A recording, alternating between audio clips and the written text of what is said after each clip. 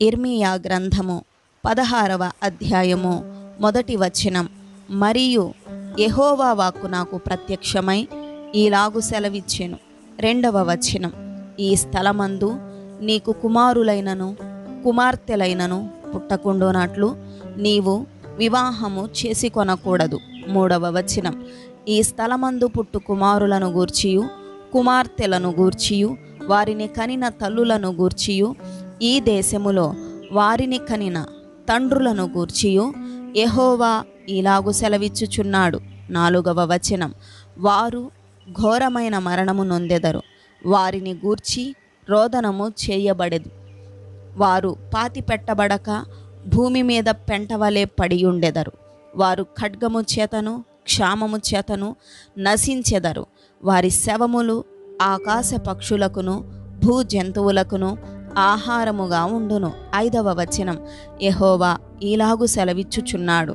నేను ఈ ప్రజలకు నా సమాధానము కలుగనీయకయు వారి ఎడల నా కృపా వాత్సల్యములను చూపకయు ఉన్నాను గనుక రోదనము చేయు ఇంటిలోనికి నీవు పోకుము, వారిని గూర్చి అంగలార్చుటకు పోకుము, ఎవరిని ఓదార్చుటకు వెళ్ళకుము. ఇదే యెహోవా వాక్కు. 6వ వచనం. ఘనులేమి అల్పులేమి ఈ దేశమందున్న వారు చనిపోయి పాతిపెట్టబడరు. వారి నిమిత్తము ఎవ్వరును అంగలార్చకుందురు, ఎవరును తమ్మును తాము కోసికొనకుందురు. వారి నిమిత్తము ఎవరును తమ్మును తాము బోడి చేసుకొనకుందురు. 7వ వచనం. చచ్చిన వారిని గూర్చి జనులను ఓదార్చుటకు అంగలార్పు ఆహారము ఎవరునూ పంచిపెట్టరు. ఒకని తండ్రి అయినను తల్లి అయినను చనిపోయెనని ఎవరునూ వారికి ఓదార్పు పాత్రను త్రాగనీయకుందురు. 8వ వచనం. వారి యొద్ద కూర్చుండి అన్నపానములు పుచ్చుకొనుటకు నీవు విందుశాలలో ప్రవేశింపకూడదు. 9వ వచనం. సైన్యములకు అధిపతియు ఇశ్రాయేలు దేవుడునైన యెహోవా ఇలాగు సెలవిచ్చుచున్నాడు. మీ కన్నుల ఎదుటనే మీ దినములలోనే సంతోషధ్వనిని ఆనందధ్వనిని పెండ్లి కుమారుని స్వరమును పెండ్లి కుమార్తె స్వరమును ఈ చోట వినబడకుండా మాన్పించెదను. 10వ వచనం. నీవు ఈ మాటలన్నీయు ఈ ప్రజలకు తెలియజెప్పిన తరువాత వారు దేన్ని బట్టి యెహోవా మాకు ఈ ఘోర బాధ అంతయు నియమించెను, మా దేవుడైన యెహోవాకు విరోధముగా మా దోషమేమి మా పాపమేమి అని నిన్నడుగగా నీవు వారితో ఇట్లనుము. 11వ వచనం. యెహోవా ఈ మాట సెలవిచ్చుచున్నాడు. మీ పితరులు నన్ను విడిచి అన్యదేవతలను అనుసరించి పూజించి వాటికి నమస్కారము చేయుటను బట్టియే కదా వారు నా ధర్మశాస్త్రమును గైకొనక నన్ను విసర్జించిరి. 12వ వచనం. ఆలకించుడి, మీరందరూ నా మాట వినకుండా కఠినమైన మీ దుష్టహృదయ కాఠిన్యము చొప్పున నడుచుకొనుచున్నారు. మీరు మీ పితరుల కంటే విస్తారముగా చెడుతనము చేసియున్నారు. 13వ వచనం. కాబట్టి నేను మీ యందు ఏమాత్రమును దయ ఉంచక ఈ దేశము నుండి మీరైనను మీ పితరులైనను ఎరుగని దేశమునకు మిమ్మును వెళ్ళగొట్టుచున్నాను.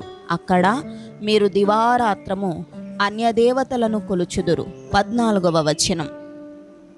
యెహోవా సెలవిచ్చు మాట ఏదనగా, నేను వారి పితరులకిచ్చిన దేశమునకు వారిని మరలా రప్పించెదను. కనుక రాబోవు దినములలో 15వ వచనం. ఐగుప్తు దేశములో నుండి ఇశ్రాయేలీయులను రప్పించిన యెహోవా జీవము తోడని ఇక మీదట అనక ఉత్తర దేశములో నుండి ఆయన వారిని తరిమిన దేశములన్నిటిలో నుండి ఇశ్రాయేలీయులను రప్పించిన యెహోవా జీవము తోడని జనులు ప్రమాణము చేయుదురు. 16వ వచనం. ఇదే యెహోవా వాక్కు. వారిని పట్టుకొనుటకు నేను చాలామంది జాలరులను పిలిపించెదను. తరువాత ప్రతి పర్వతము మీద నుండి ప్రతి కొండ మీద నుండి మెట్టల సందులలో నుండి వారిని వేటాడి తోలివేయుటకై అనేకులైన వేటగాండ్రను పిలిపించెదను. 17వ వచనం. ఏలయనగా వారు పోయిన త్రోవలన్నిటి మీద దృష్టి ఉంచితిని, ఏదియు నా కన్నులకు మరుగు కాలేదు. వారి దోషమును నాకు మరుగయ్యుండదు. 18వ వచనం. వారు తమ హేయ దేవతల కళేబరముల చేత నా దేశమును అపవిత్రపరచియున్నారు. తమ హేయ క్రియలతో నా స్వాస్థ్యమును నింపియున్నారు గనుక నేను మొదట వారి దోషమును బట్టియు వారి పాపమును బట్టియు రెండంతలుగా వారికి ప్రతీకారము చేసెదను. 19వ వచనం. యెహోవా నా బలమా, నా దుర్గమా, ఆపత్కాలమందు నా ఆశ్రయమా, భూదిగంతముల నుండి జనములు నీ యొద్దకు వచ్చి మా పితరులు వ్యర్థమును మాయారూపమును నిష్ప్రయోజనమునగు వాటిని మాత్రము స్వతంత్రించుకొనిరని చెప్పుదురు. 20వ వచనం. నరులు తమకు దేవతలను కల్పించుకొందురా, అయినను అవి దైవములు కావు.